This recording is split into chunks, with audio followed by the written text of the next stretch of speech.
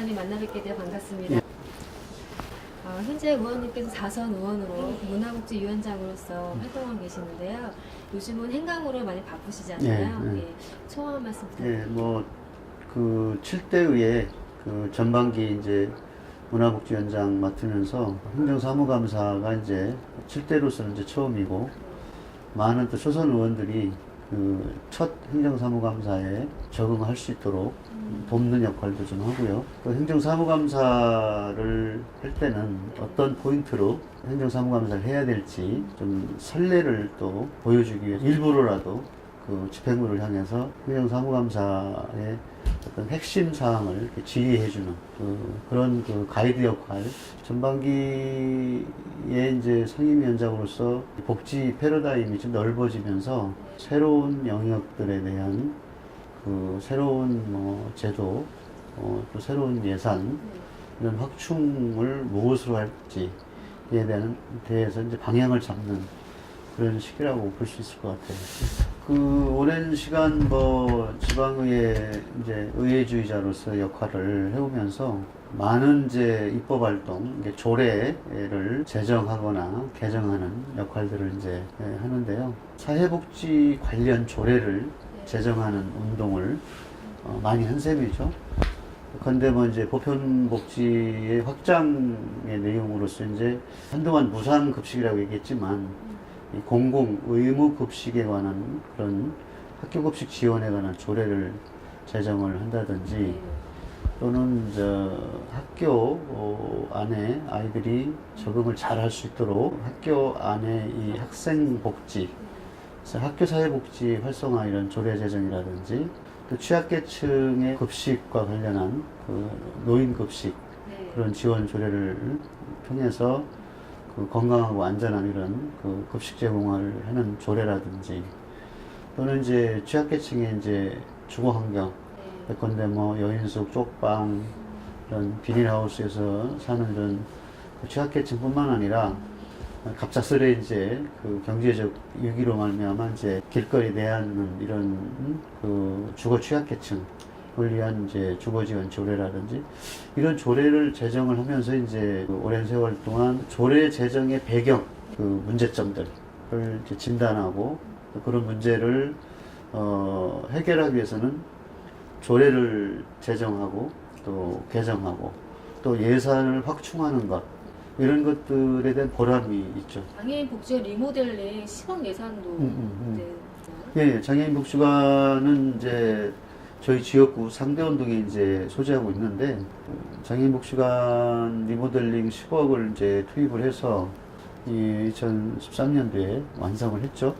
그 종합복지관으로서의 새로운 어떤 장애인들이 이용하기에 적합한 그런 공간 구성을 재구성을 해서 아주 산뜻하게 만들어줬죠. 문화복지위원장님으로서 꼭 이루고 싶으신 일이 있으실 것 같아요. 이제 성남시가 민선 5기, 6기에는 사회복지 분야를 어떤 온정주의나 시혜적인 어떤 접근보다는 권리로서의 어떤 사회복지를 접근하고 있기 때문에, 사실 이제 민선 5기로 이재명 시장이 당선돼서 이제 복지에 역점을 두는 시장이 되었고, 6대 시장으로서도 이 복지도시 성남을 만들어가는데 큰 역할을 하고 있어요. 그래서 전체 예산 대비 37%가량 보건복지 예산이 확충이 되면서 최소한 지역복지 기본선을 넘기고 그 시민의 행복한 성남이라고 하는 목표를 정하고, 그런 측면에서 이제 세계 삶의 질 100대 도시를 포함되는 그런 도시로 만들기 위해서 노력들을 하고 있는데, 문화복지위원장으로서 부족한 부분들을 어떻게 하면은 정책 대안 제시를 통해서 채워줄 거냐, 결국에는 그래서 시민이 행복한 성남을 만드는데 기여해 줄 것이냐, 그런 이제 역할인데요. 실제 그런 측면에서 보면 많은 예산이 투입이 되는데 평가 제도가 취약하고, 또 이 보건복지 인력들의 어떤 교육과 훈련, 이런 시스템이 기초자치단체로서는 매우 취약해요. 그래서 예산이 투입된 만큼 얼마나 그 효과적인지, 또 그런 것들을 교육하고 훈련시켜서 이 서비스 질들을 높이고 하는 것은 반드시 평가가 뒤따라야 된다. 중앙에서 광역자치단체에서 하는 지도점검의 수준이 아니라 중앙 단위 평가 시스템 갖고는 지방에 늘어나는 어떤 보편복지 이 예산, 보편복지와 관련한 제도를 따라갈 수가 없는 그런 실정이란 말이에요. 그런 것을 좀 완성해가는 노력들을 좀 해야 되겠다 이런 생각을 합니다. 장애인분들도 문화를 얼마만큼 즐기느냐 그걸 요즘에는 많이 소모하고 그런 계시는데 성남시 장애인분들에게 문화적 혜택을 앞으로 또 얼마만큼 자기 유형이 다양하기 때문에 그 유형에 맞는 여가 문화를 즐길 수 있도록 장애인들의 이 문화, 이 예술 정책이 좀 특화돼서 별도로 필요하다는 생각을 최근에 와서 많이 해요. 그래서 뭐 장애인들끼리 모여서 노래를 한다든지, 뭐 그림을 그린다든지, 이런 뭘 만든다든지, 이런 창작 활동을 장애인들이 오히려 또 집중 선택이 가능한 분야에서는 장려하는 그런 문화예술 정책이 좀 정립이 됐으면 좋겠다. 그렇게 해서 지역 장애인 복지 계획에 그런 유형별 분야별 장애인 복지 정책이 수립이 되어진다고 하면 반드시 그 안에 문화 영역의 지표를 좀 개발하고 해서 장애인들의 여가 복지 이 정책이 좀 현실화됐으면 좋겠다. 그런 것이 좀 이렇게 앞당겨지지 않을까 싶은 생각이 드네요. 그럼 거기에 관련해서 조례를 혹시 구성하고 계신가요? 조례는 이제 조례의 유형들을 갖고 이제 모니터링을 좀 해볼 텐데요. 기존에 이제 정기영 의원이나 장애인 복지에 같이 했던 성남시 의회 의원들이 주로 제정했던 분야가 이제 어떤 분야인지는 분석을 좀 해봐야 될 것 같고, 그래서 여가 문화에 관한 지표 지수가 개발이 되면 거기에 맞는 또 근거가 있어야 되겠다 싶으면 이제 조례 제정을 해야 되겠죠. 인식 개선도 굉장히 중요한데 인식 개선 많이 그렇죠. 하고 있는데도 불구하고 아직도 받아들이는 게 멀잖아요. 초등학교에 이제 진학하게 되면 장애인, 비장애인을 이제 눈으로 보여주고 안 보여주고 하는 문제에 대해서 이제 구별을 하게 되는데, 요즘에 이제 장애인 인식 개선 활동에 있어서 보니까 장애인들 당사자가 이제 비장애인들에게 장애의 유형들에 관한 그것을 보여주게 하고 하는데, 학교 안에 찾아가서 장애인 인식 교육을 이제 프레젠테이션도 해주고 하지만 실제 이제 반드시 초등학교 안에서도 이 도시 공간을 전체를 무대로 두고 함께 체험 중심의 이런 교육이 됐을 때 장애인 인식 개선에도 큰 도움이 될 것 같다라는 생각이 들고. 장애인이 지금 35,000명 정도. 그렇죠. 등록되지 않은 장애인도 있을 뿐더러. 그렇죠. 최근에 충격적인 사실은요, 장애인으로 등록이 안 돼갖고 군대 간 사람이 있단 말이에요. 일부러 안 하시는 분들도. 네, 일부러 안 하는 사람들이 있기도 했지만, 부모가 이제 우리 아이는 장애가 아니다라고 하는 생각을 갖고 등록을 안 했단 말이에요. 근데 그 아이가 군대 가서 군 생활하는 동안 얼마나 인권을 유린당했는지에 대한 충격적 사실들을 보면서 장애인의 등록은 반드시 태어나서 이 영유아 시기에 일정한 동안 관찰을 통해서 아주 미약한 수준이라도 장애 영유아로 등록할 수 있는 그런 것이 필요하다, 이런 생각이 들어요. 그런 사례를 보고. 기간 내 병원에 가서 영유아 건강검진이라는 그렇죠. 걸 하거든요. 그걸 안 하는 부모들도 많고. 의무적으로 하게끔 의무 등록제를 나는 해야 된다고 봐요. 그 시기를 놓쳐갖고 아예 장애 정도가 심화되는 그런 경우이기 때문에 의무 등록제가 반드시 시행돼야 된다고 봐요. 근데 누구나 어쨌든 장애인이 될 수 있다라고 하는 사실, 크든 작든. 예컨대 미국이 전체 인구 대비 장애인 비율이 20%나 차지한다고 그랬습니까? 그 정도로 아주 세밀한 장애가 있어도 장애인으로 등록이 되어져 갖고 이 정상적인 활동을 하는데 불편함도 있기 때문에 그만큼 배려를 해주는 그런 도시공간 정책이 필요한 건데, 우리는 여전히 뭐 장애인 유형들이 적용 자체가 약하잖아요.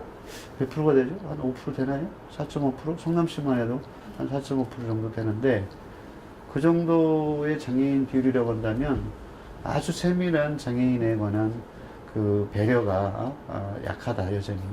그런 생각이 들어요. 의원님께서는 그 장애인 행사에도 빠지지 않고 참석하고 계세요. 굉장히 부지런하신 것 같은데 원동력은 어디에서 나오나요? 장애인 단체의 뭐 행사 중심으로 따라다니는 건 아닌데요.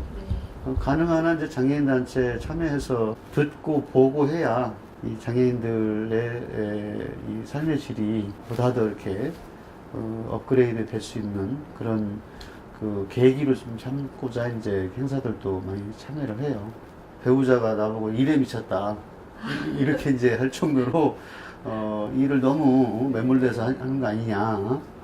나름의 이제 열심히 하려고 하다 보니까 배우자 입장에서는 뭐 투덜투덜 하긴 하는데, 배우자도 역시 일하는 사람이기 때문에 내 심정을 또 이해하고 뒷받침이 돼주니까 그나마 이제 운동력이 난 된다고 보여지고, 때로는 이제 비판적인 입장에서 지지해주는, 함께해주는 사람들이 있기 때문에 이제 그 주변에 또 사회복지사들도 있고, 그런 에너지들이 이제 동력이 의정 활동 이제 오랫동안 해오셨으니까 장애인 분들 어떤 민원 해결한다던가 그런 것도 좀 많으실 것 같아요. 특별히 기억에 남으신 일이 있으시다면? 글쎄요, 최근에는 이제 그 장애인들 복지와 관련해서는 예전에는 이제 장애인 당사자들이 시의원도 했고 해서 그 몫을 장애인 당사자들의 이해와 요구를 대변하는 대리인의 역할을 하는 의원들이 있었는데, 지금은 7대 의회는 이제 장애인을 대표할 만한 의원이 안 계셔서 내가 더 신경을 쓰고 있는 상황이고, 뭐 장애인들과 함께하는 또 동반자이기 때문에 사회복지사로서 장애인들에 관련한 권리 증진 조례를 만든다든지, 장애인들 중에 중증 장애인들의 이제 자립생활센터를 도에서는 예산 지원을 더 이상 못하겠다 이랬던 거를 그럼 성남시 자체적으로 예산 확보를 시비로만 갖고라도 했으면 좋겠다라고 시장한테 건의해서 그걸 관철시켰던 뭐 이런 기억들, 또 장애인들 전용 주차장을 장애인들 스스로 관리할 수 있도록 조례를 만들어서 내가 발의는 대표 발의는 아니지만 내가 만들어서 이렇게 동료 의원들한테 조례를 발휘할 수 있도록 지원한다든지, 최근에는 이제 우리 장애인들에 관한 인식 개선을 위한 계몽 운동도 이제 하지만, 지역사회복지 계획을 수립하면서 장애인들 당사자들이 맞춤형 복지를 실현할 수 있도록 도와달라, 이런 이제 건의와 의견들이 있어서, 예컨대 시각장애인 전용 복지관을 지을 수 있도록 지역 장애인 복지 계획에 반영해라.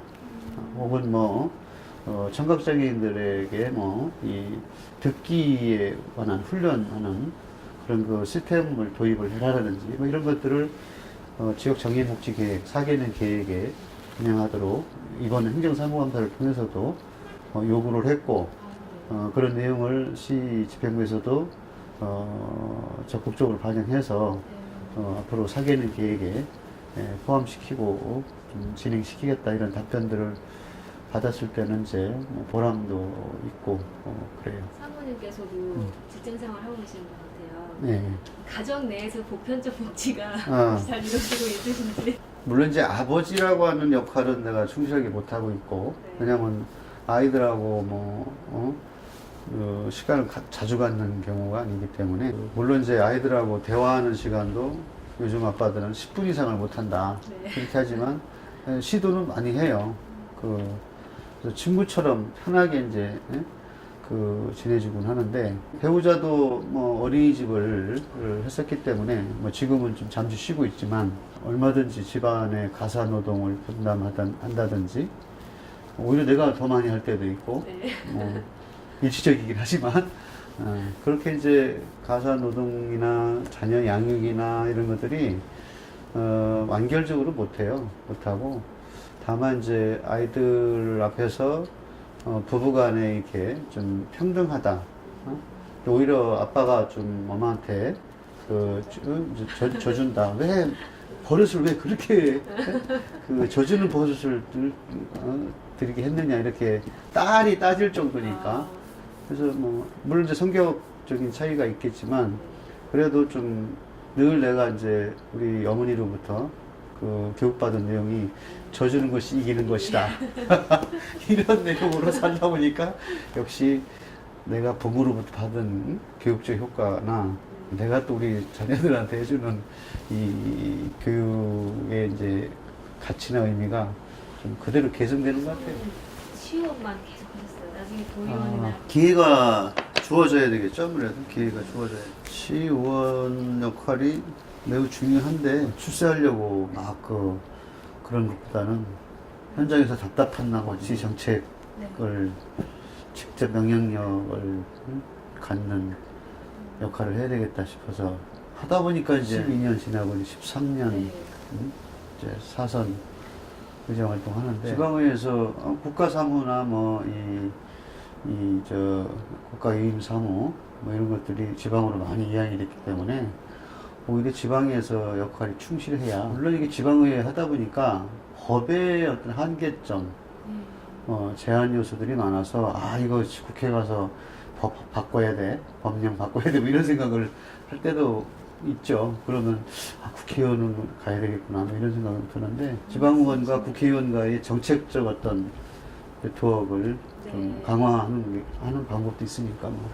앞으로 계획과 포부가 있으시다면? 10대의회에 들어갔기 때문에 그 4년간의 이제 임기를 지방의회에서 주민들과의 약속을 했던 약속들을 좀 지켜내고, 공약이죠, 물론 공약인데, 여전히 그 공약들이 이제 오랜 세월 동안 하나하나 실천해갔지만 상당 부분 많은 분야에서 저희 노력한 그 결과나 흔적들이 있어서 성취감도 맛보긴 하는데, 나에게 성과로서만이 아니라 또 우리 성남 시민들에게 만족도를 높여주는 데 기여하는 이런 것이 됐으면 좋겠고, 앞으로 4년간은 이제 제가 새로운 어떤 진로들을 좀 선택을 하는 중요한 계기가 되겠다, 이런 생각이 들어요. 그래서 두루두루 좀 살펴서 그 복지 영역 자체가